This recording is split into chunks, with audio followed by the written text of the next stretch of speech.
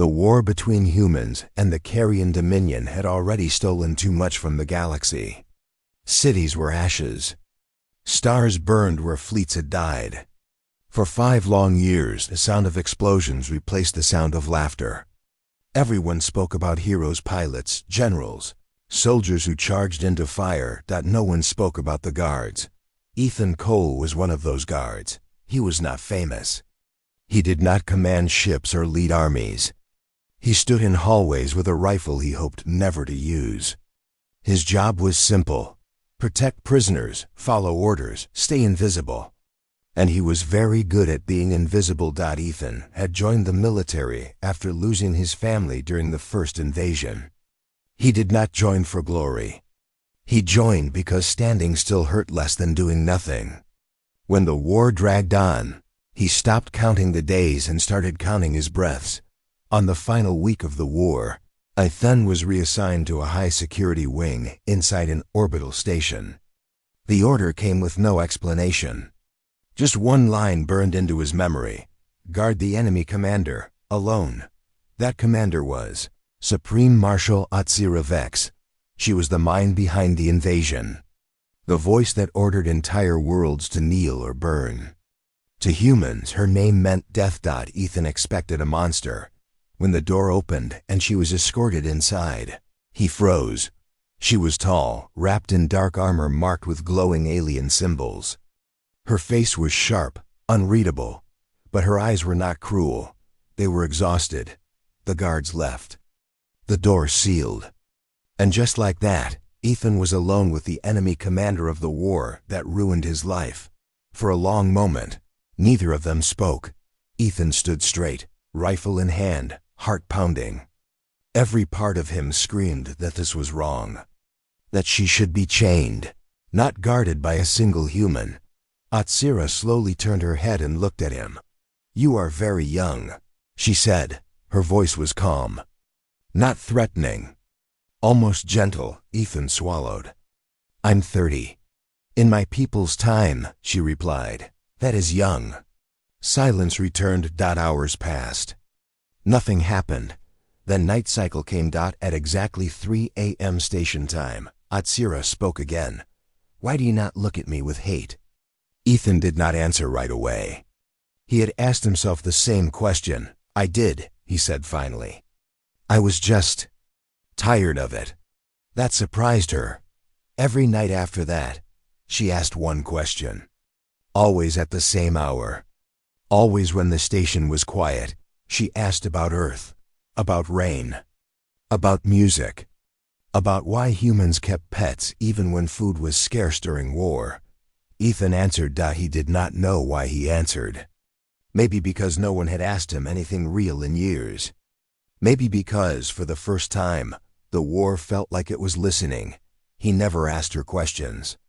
He was afraid of the answers, but he noticed things. She never slept. She stared at the ceiling for hours. Sometimes her hands shook. Sometimes she whispered in a language he did not understand. One night, he heard her say a single human word: sorry. The ceasefire was announced 3 days later. Celebrations echoed through the station. Cheers, laughter, tears of relief. Ethan did not cheer. He stood outside her door, knowing something was ending that had never officially begun. On the last night, at 3 a.m., Atsira spoke again. "When this war ends," she said, "your people will ask what reward you want." Ethan almost laughed. "I don't get rewards," he said. "I'm just a guard." She turned her head toward him, eyes glowing softly. "Then," she said, "I will choose one for you." Ethan did not know it yet. But the next day, in front of generals, soldiers, and cameras, the entire galaxy would watch his life change forever, and it would all begin with a kiss. The ceasefire ceremony was meant to be perfect. Bright flags hung from the high walls of the orbital station. Human officers stood in clean uniforms, medals shining under white lights. Alien delegates from the Carrion Dominion waited on the other side of the hall, silent and unreadable. Cameras floated in the air. ready to send history across the galaxy. Ethan Cole stood at the edge of the hall with the other guards. He did not belong here. He was background, a shadow in armor.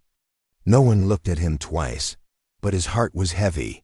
Behind the tall doors was Supreme Marshal Atsira Vex. For the last 3 weeks, Ethan had stood outside her cell every night at 3 a.m. He had listened. He had answered. He had watched an enemy slowly become something else. And now, this was goodbye. The doors opened. Atsira entered the hall. The room went silent. She walked with slow, controlled steps, her armor replaced by ceremonial robes of dark blue and silver. Her presence filled the space. This was the being who had once commanded fleets with a single word. Human generals stiffened. Some stared with anger, others with fear. Ethan kept his eyes forward, just as he had been trained. The treaty was read aloud. Long sentences, heavy words, promises written in careful language. Then it was time for the final gesture of peace. The human commander stepped forward. So did Atsira. Just before their hands could meet, Atsira stopped. She turned her head. Her glowing eyes moved across the guards and stopped on Ethan. Ethan felt the blood drain from his face. No. Please don't. She stepped away from the table. Gasps spread through the hall. Weapons shifted. Guards tightened their grip. Atsira ignored them all. She walked straight toward Ethan. The distance felt endless. Every step echoed like a countdown. When she stopped in front of him, they were so close he could feel the warmth of her breath.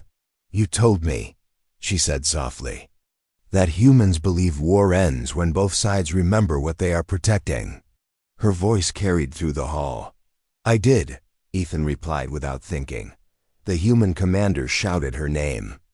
Security alarms flickered to life, but Atsira raised one hand.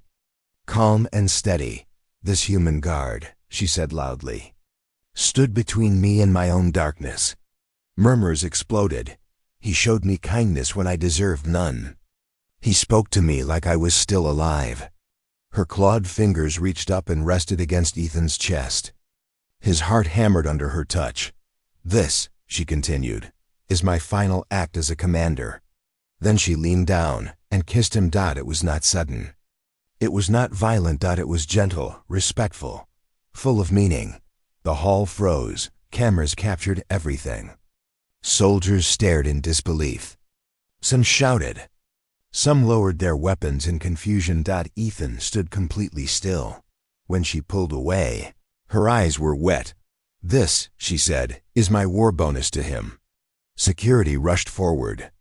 Human officers shouted orders. Alien guards formed a shield around her. Ethan felt numb. He had not moved, had not spoken, had not even breathed. The ceremony continued in chaos. The treaty was signed with shaking hands.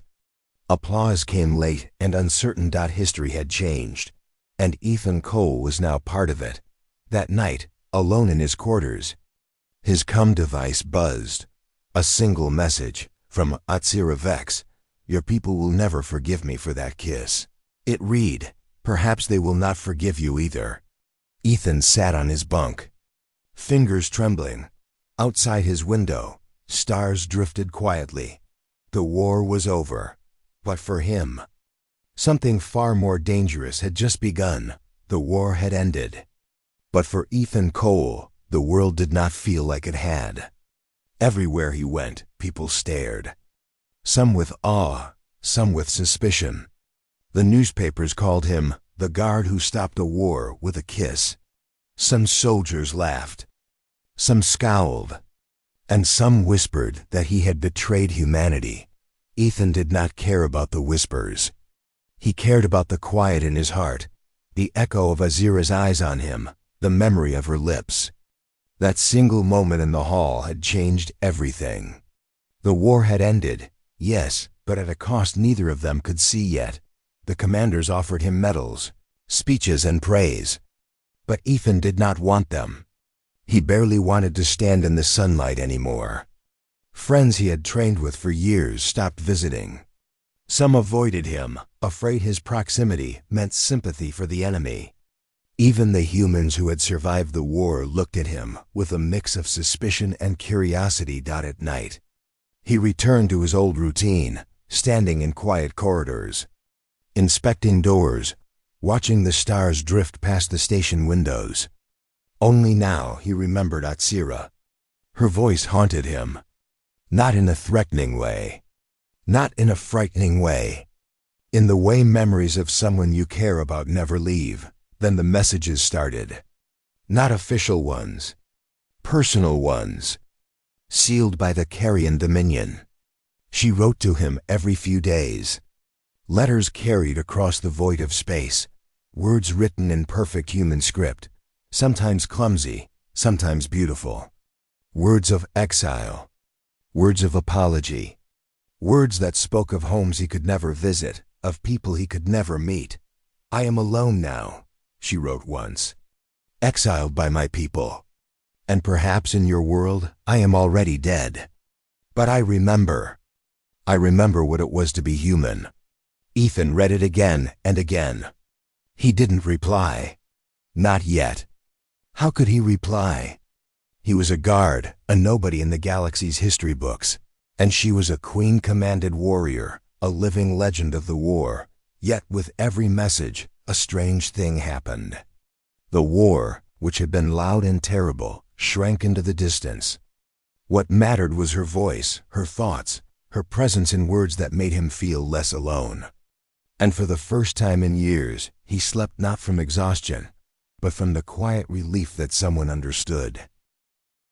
But the cost was real. Every time he thought of the kiss, he remembered the hall full of soldiers, the cameras recording, the generals' angry faces. He remembered what it had meant to the galaxy and what it had meant to him. He had saved a life, maybe even a planet, but in the process, he had lost the simple anonymity he had clung to for so long. Some nights, he whispered to the stars, imagining her beside him. "Are you okay?" he would ask, though he knew she couldn't hear. Sometimes in dreams he felt her hand on his shoulder. And sometimes when he woke, he realized he was still holding his breath, still afraid of what the galaxy would think if it knew how much he cared. The media called it a stunt. Historians called it symbolic. Politicians called it a miracle. But for Ethan, it was real. It was the first time he had felt alive since the war had begun. The first time he had felt a bond that was not about duty, not about fear, not about medals. It was about understanding. And in the quiet of the orbital station, among the stars and the whispers of history, he knew this. The war was over. But the journey, the true test of courage, of heart, and of what it meant to be human, was only beginning. Ethan Cole, the guard who had stood invisible for years, now carried a secret heavier than any weapon. And the universe, in all its vastness, had only begun to notice him. The galaxy did not forget Atsira Vex's kiss. In fact, it could not. News of the event spread faster than any war report, faster than any battle's victory. Humans debated it endlessly. Some called it treachery. Some called it courage. The Carrion Dominion's council called it insubordination. And somewhere in between, Ethan Cole simply tried to breathe. Then came the summons. Atsira was to stand trial before the Galactic Council. Not for her actions in the war. Not for the lives she had taken. But for the mercy she had shown. The mercy that had changed everything. And Ethan was to testify. He arrived at the council chamber, a colossal sphere suspended in orbit around a dying star. Thousands of beings from hundreds of planets filled the gallery. Some had wings, some had multiple eyes, some had skin that shimmered with strange colors. They all stared at him. The human guard. The tiny figure who had stood between a queen and her own destruction. When Atsira entered, the chamber fell silent. Even the stars outside seemed to pause. She wore simple robes now, free of armor, stripped of command. Her eyes, glowing faintly, sought his across the vast room. He felt the old pull in his chest, the weight of every secret conversation, every question, every whispered apology in her letters. The council opened. They demanded answers. Why did you spare the humans? They asked Atsira. Why did you not finish your conquest? Azira's voice was calm, steady. Because I remembered what it meant to care. Because the war is meaningless if the enemy's life cannot teach you compassion. Murmurs spread through the chamber. Some gasped. Some sneered. But Ethan stepped forward. He cleared his throat. She could have destroyed us all, he said. His voice shook, but he held it steady. Every planet. Every fleet. Every life. But she didn't. And it wasn't weakness. It was understanding. She remembered something humans have been fighting to show the galaxy for years. Our mercy, our empathy, our courage to protect even when we fear. The council stared at him. Some questioned his authority. Some questioned his loyalty. But he did not care. He spoke not for medals, not for recognition. He spoke because it was the truth. He told them about the nights he had spent guarding her. About her questions, her fears, her small gestures that no one else saw. About how she had listened when he spoke, really listened, and how he had learned to see her as more than the enemy commander who had destroyed worlds. I know what she is, he said, voice rising. She is terrifying. She is brilliant. She is powerful. But she is also human.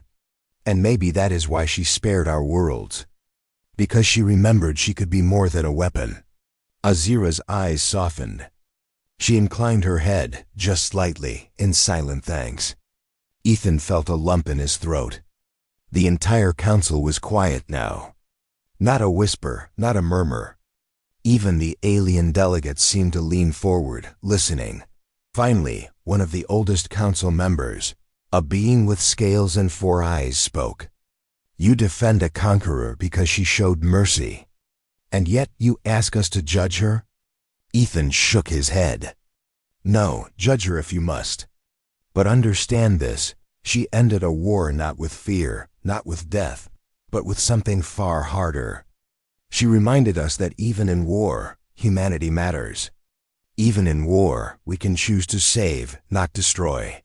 The council deliberated for hours. Outside, the galaxy waited.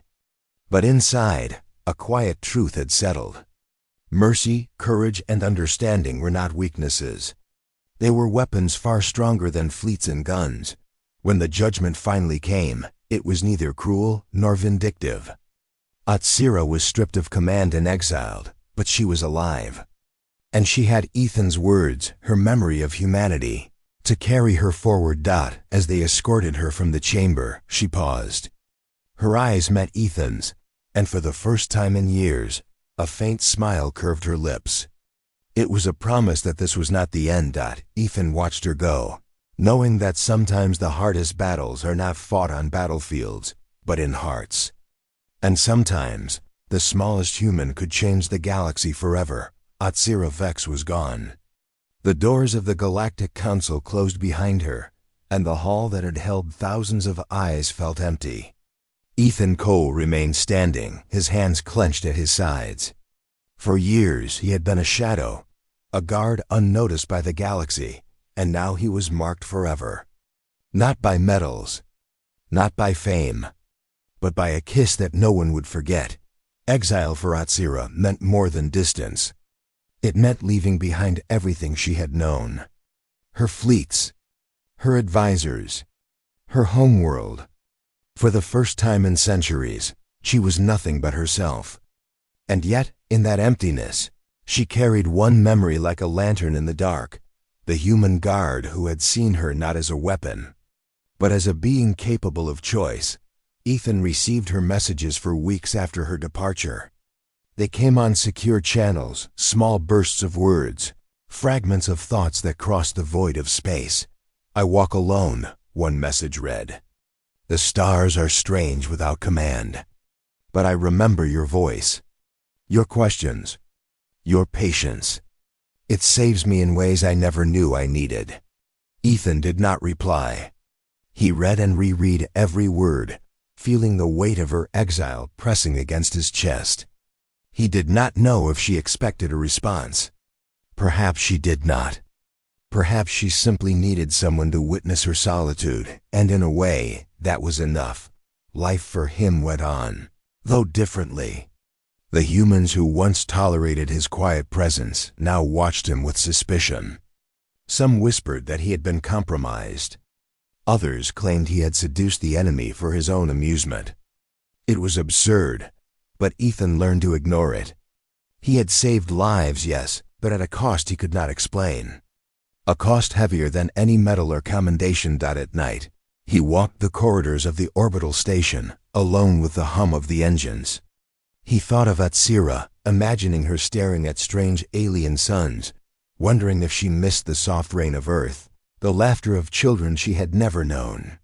He wondered if she ever regretted the kiss, or if she remembered the quiet moments between questions, the rare times she smiled despite the war she had fought. Months passed. Seasons changed. Humanity rebuilt. The news cycles moved on. Planets healed. But Ethan and Atsira remained frozen in that moment of history, their bond a secret no one else could touch. Then came the summons. Not official, not legal, personal, a single line that arrived through a secure channel he barely recognized. "I wish to see the human guard before I leave this system." Ethan's heart raced. The words were simple, but their meaning crushed him with weight. She was coming back, not as a commander, not as a queen, not as an enemy. She was coming to him. The day she arrived, the station was quiet. No cameras, no guards. Just two beings standing across from each other, separated by years of conflict, isolation, and unspoken understanding. Ethan did not speak. He did not need to. Azira's eyes searched his face, looking for the man who had been more than a guard, who had been a witness to her humanity, and who had, unknowingly, given her hope. She stepped closer. For a moment, time stretched and twisted. The stars outside the station shimmered, silent witnesses to a bond that had endured exile, distance, and the judgment of countless worlds. Ethan swallowed. "This was my war bonus," he said quietly. "A kiss, and a lifetime of consequences." Azira's lips curved in a faint, tired smile. "In my empire," she replied softly, "a kiss before exile means something else." He frowned slightly, confused. "It means hope," she said, placing her hand gently against his forehead. "It means that even in the darkest wars, someone will see you. And remember." For the first time in months, Ethan felt the burden in his chest lift slightly. Not gone, not erased, but soften, made bearable by the fact that the enemy who had become more human than he ever imagined had acknowledged him. They stood together in silence, two souls who had shared history no one else could understand. Outside, the stars continued their slow drift. Inside, the weight of the war, of the kiss, of the exile, settled into quiet understanding that it was not victory. It was not peace. It was something stranger, something far more powerful. It was connection. And sometimes, Ethan realized, connection is the strongest weapon a human can wield. Years passed, and the galaxy changed around Ethan Cole, but he did not. Life went on for humanity. Cities rebuilt, fleets repaired, trade routes opened. Humans celebrated the end of the war, wrote songs about victory, and studied the strategies that had saved worlds. But Ethan remained in the quiet corridors of the orbital station, a shadow of the man he had been. He never returned to active service. There was no medal that mattered, no command that wanted him. Instead, he became something stranger, a symbol. The historians mentioned him briefly, the guard who witnessed mercy in a commander of war. That was it. Short sentences, small footnotes, as if his existence mattered less than the battle reports he had lived through. Yet for Ethan, it mattered deeply. Every night, He walked the station decks alone, gazing out at the stars. He thought of Atsira. He imagined her walking alien worlds, staring at sunsets on planets he would never visit, feeling the weight of exile. He wondered if she remembered him as vividly as he remembered her. The letters continued, though less frequently. She wrote about strange suns, alien customs, and the loneliness of being stripped of command. Each word carried weight. Each sentence reminded him of the quiet nights they had shared through conversation, no weapons. No war, only questions and answers, curiosity and trust. One night, he read one of her messages again. I walk among strangers, and yet I feel your presence. Even at the edge of the galaxy, I remember what it is to care. You saved me in ways no one else could. Ethan traced the words with trembling fingers. It had been years, but the emotion did not fade. Every line was a bridge across the emptiness between them, across exile and silence, across worlds that should have kept them apart. In the years that followed, Ethan became more than a guard. He became a teacher. Children studied human history, but he taught them lessons of empathy, of courage, and of mercy. He told them stories of war, but not the battles. He told them stories of small choices, moments of humanity, and the quiet bravery of standing by someone, even an enemy, when the world expected hatred. His own peers sometimes mocked him for it. A hero without a fight, they said. A witness without glory. But Ethan didn't care. Every child who listened learned that courage was not just in shooting or commanding, it was in seeing, understanding, and choosing kindness when it mattered most. He often thought of Azira's exile. He imagined her standing beneath foreign skies, remembering him, remembering Earth, remembering the moments that had made her hesitate in the midst of conquest. In some nights when the stars aligned just right, he swore he could feel her presence in the silence beside him, as if distance and time had no power over the bond they shared. Ethan's life became quiet, but full. He learned to walk in the space between the extraordinary and the ordinary, to feel weight without being crushed, to carry memory without being broken. And somewhere deep inside, he knew that the kiss, that single act in front of all the generals and soldiers, had changed him forever. Not because the galaxy remembered it, but because he had remembered it. And then, one day, after a decade of quiet, news came. A Varelian ship had entered the system. It was small, a single scout vessel, and its arrival caused no alarm. But Ethan knew immediately. He recognized the slow, deliberate pace of the approach. One passenger. One person. Atsira Vex had returned. Ethan stood on the observation deck, heart hammering. The galaxy could have been silent, but for him, every star shone brighter. Years of waiting, of memories, of letters, of quiet devotion, all coalesced into one truth. The war had ended, but their story was not over. Not yet. As the Varelian ship docked, Ethan felt a strange calm settle over him. He had carried this moment for years, across space, across pain, across exile. And now, finally, he would stand again in front of the commander who had once been his enemy and whose presence had changed his life in ways the galaxy would never understand.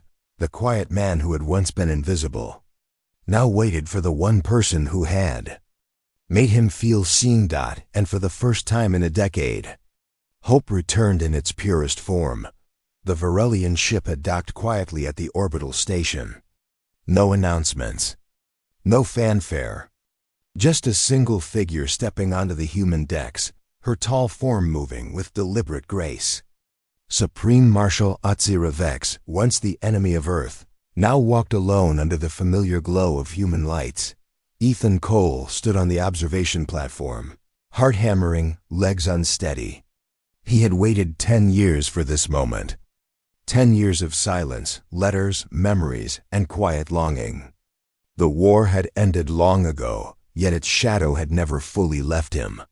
He had spent years teaching, walking the decks, carrying the story of mercy forward, but now finally, The person at the center of that story was here. She stopped at the foot of the stairs and looked at him. The eyes that had once held exhaustion, curiosity, and soft wonder now held something else, relief. And something deeper, something neither of them had dared to name until now. Ethan stepped forward slowly, as if each movement had been rehearsed 1,000 times in his mind. He could feel the weight of the past, the battles, the accusations, the exile, the letters pressing against him. And yet, standing before Atsira, it all felt right. "Ethan," she said softly. Her voice carried the faint echo of the first time they had spoken, years ago at 3 a.m. "You waited." "I did," he admitted, his voice shaking.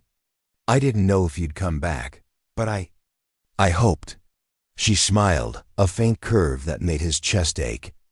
"I hope too." For a moment, they stood silently, letting the years collapse between them. No words were needed. The universe, vast and indifferent, seemed to pause. Outside, stars drifted slowly past, and the orbital station hummed quietly around them. In that space, they were not human and Varelian. They were two souls, bound by moments no one else would understand, by choices made in war, and by trust earned in quiet conversations. Then she stepped closer. Ethan felt the familiar pull in his chest, the memory of the first kiss that had changed his life. And when she reached him, the second kiss was different. It was not shocking. It was not a statement to generals or historians. It was soft, steady, and full of years of waiting, full of unspoken apologies, hopes, and promises. When they parted, her eyes glistened. "This time," she said, "no one is watching. No one judges us. This is ours." Ethan nodded, feeling the tension of a decade dissolve in a single moment. "Yes," he whispered. "Ours." The reunion was quiet, yet it carried power far greater than any fleet or weapon ever could. It was proof of what humanity had always known. Strength was not measured in destruction, but in courage, compassion, and the willingness to see life even in an enemy. In that moment, Ethan realized that the war had never truly ended. It had only transformed. And humanity had won not through guns or strategy, but through empathy, understanding, and heart. They walked together along the observation deck, words unnecessary. The light of distant stars reflected in their eyes. The years of separation, letters, and memories had all led to this. Every choice Ethan had made, every question he had answered at 3 a.m., had brought them here. And now they could finally be present in the same space, breathing the same air, witnessing the same stars. For the first time in a long while, Ethan felt free. Free from judgment, free from fear, free from the silence that had haunted him. He knew that their connection, born from war, exile, and quiet courage, was stronger than any history, stronger than any empire, stronger than the galaxy itself. Atsira turned to him, her hand brushing lightly against his. "You showed me humanity," she said softly. "Not just the world you fight for, but the part of me I almost forgot existed." Ethan smiled, tears pricking at the corners of his eyes. "And you showed me that mercy can be the strongest weapon," he said, "even when the galaxy doesn't understand it." They stood together, looking out at the infinite expanse. The war was over. The judgment had passed. And yet, in this quiet reunion, the real victory had been achieved. Humanity's greatest strength, the courage to care, the empathy to forgive, the ability to see life in even an enemy had triumphed. The kiss they shared, this time without cameras, witnesses, or fear, sealed the moment. It was more than history. It was proof. Proof that even in the darkest times, even after the longest wars, humanity's spirit endured. And that spirit, Ethan knew, could change the galaxy. In that silent, infinite expanse, two souls stood together. No armies, no battles, no history could touch them. For once, the stars themselves seemed to bow in quiet recognition. Humanity had truly won, and it began not with a victory on the battlefield, but with a single human guard who chose courage over fear, compassion over hatred, and a simple, unforgettable act of heart.